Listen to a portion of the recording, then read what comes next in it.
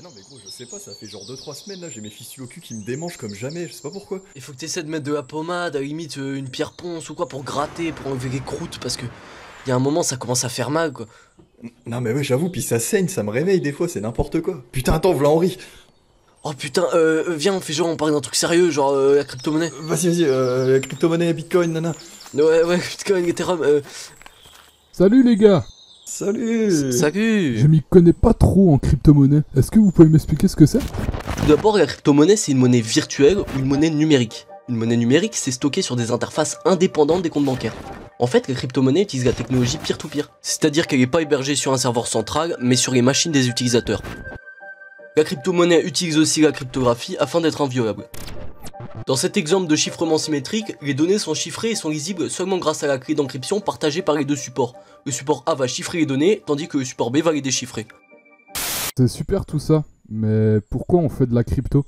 Ouais, très bonne question. Bah l'histoire des cryptos, ça date pas d'hier en fait. La première d'entre elles, elle a été créée en 90 par l'entreprise DigiCash, et à l'époque ça s'appelait le e-cash. Le e-cash par contre il a jamais vraiment décollé avec le grand public parce que ça aurait été plus une preuve de concept qu'autre chose, c'était encore vraiment pas démocratisé à l'époque, on avait même pas tous d'ordinateur. C'est d'ailleurs pourquoi le bitcoin représente la première génération de crypto et non le e-cash. Le bitcoin il a pourtant été inventé presque 20 ans après en 2009, mais il aura réellement été la première crypto à être utilisée par de nombreuses personnes de manière régulière et un peu partout.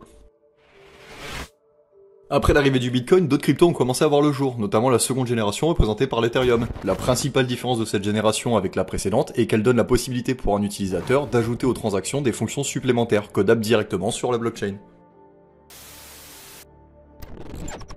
Il est à noter qu'au jour d'aujourd'hui, aucune banque ne reconnaît les crypto-monnaies comme de vraies monnaies. La raison officielle est que celles-ci fournissent pour justifier ce choix et que les cryptos ne remplissent pas les fonctions d'une monnaie. Cependant, de plus en plus de monde affirme que la vraie raison, ou la plus honnête, est que toutes les monnaies virtuelles sont décentralisées. Et sinon, comme deux dates importantes de l'histoire récente des crypto-monnaies, on peut parler de 2014 avec la création du premier distributeur automatique de crypto par un américain, et en 2019, la barre des plus de 2000 cryptos créés et en service actuellement. Ok, c'est super, mais c'est quoi les blockchains? La blockchain est un réseau de peer-to-peer permettant de partager des informations entre plusieurs utilisateurs, qu'elles soient financières, informationnelles ou matérielles. La blockchain se compose de trois concepts, les blocs, les nœuds et les mineurs. Chaque bloc possède un nombre arbitraire crypté appelé nonce qui le rend unique. Les mineurs récoltent les transactions qui sont traitées par bloc et sont récompensés en échange. Quand le bloc a été vérifié par des milliers de mineurs, il est ajouté au nœud ou blockchain. Mais évidemment, tout n'est pas tout beau et ça peut représenter des risques.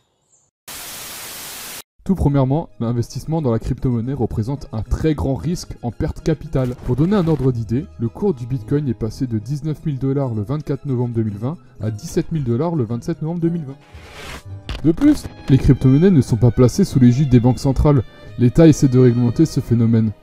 Effectivement, la crypto-monnaie ne possède pas de garantie légale de remboursement. Suite à une défaillance technique, une erreur humaine ou même encore un vol, nous ne serons pas remboursés. En effet, l'escroquerie découle de la popularité grandissante autour de ce domaine. Ainsi, au site sérieux, se mêlent des courtiers peu scrupuleux.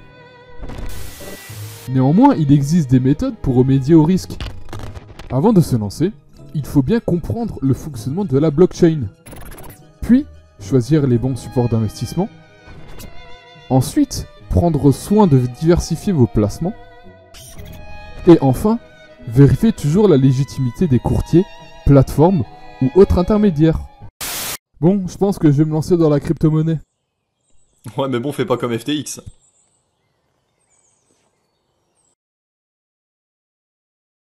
Oh merde!